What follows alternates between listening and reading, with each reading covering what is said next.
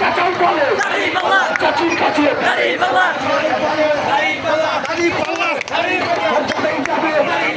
সবাই বলে গাজীপুরে এই একটা সময় সবাই বলে হাতে তালু মুখে তালু